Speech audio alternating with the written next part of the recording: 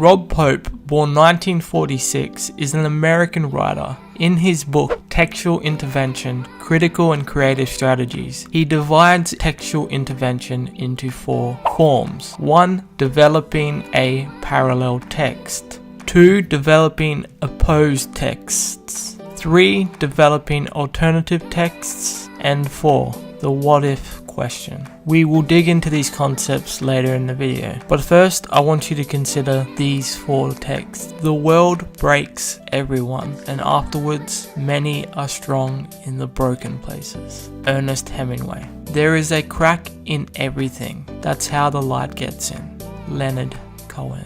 It's okay to be a glow stick. Sometimes we need to break before we shine.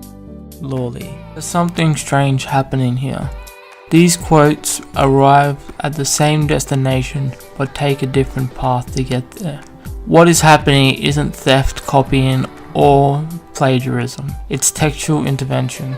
How can a painting, a piece of text, music be seen as powerful by one person and boring to another?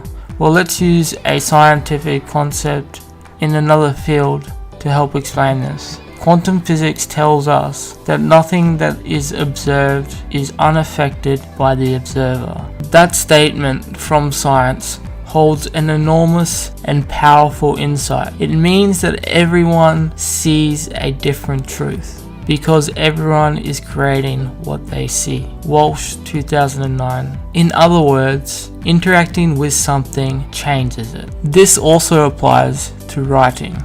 When textually intervening in a classic novel. First, as mentioned previously, the first one is developing a parallel text. A parallel text maintains the closest adherence to the base text. For instance, a 15th century fairy tale might be rewritten as the 21st century narrative using modern idiom, access to recent technologies, etc. Again, a great example for this is Disney films like Cinderella, Beauty and the Beast, Sleeping Beauty, and so on. The second form of textual intervention is developing opposed text. This is a process commonly used in satire. A great example of this is Monty Python's film The Life of Brian, which can be seen as satire, running a comedic commentary on religion. Developing alternative text. Here, a base text might be used as a springboard for a new narrative which still reflects the theme of the original, or at least maintains a strong point of connection with it. The trick here is to make clear the link with the base text. For instance, remakes of films, sequels that draw on the previous film quite heavily. Finally, the what if question.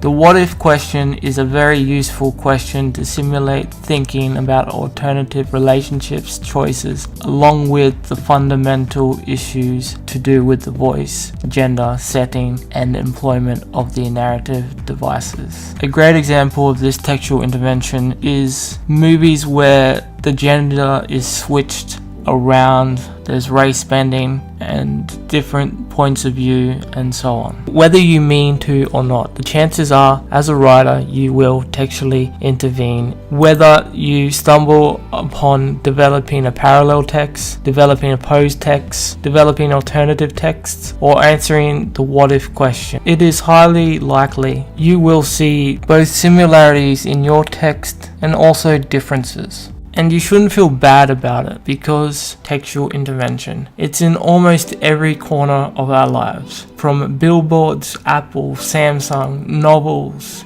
Therefore, I think it's fair to say that textual intervention does what most art does, carries our soul forward into a new paradigm where we are finally free. Spirit of my silence, I can hear you, but I'm afraid to be near you, and I don't know where to begin.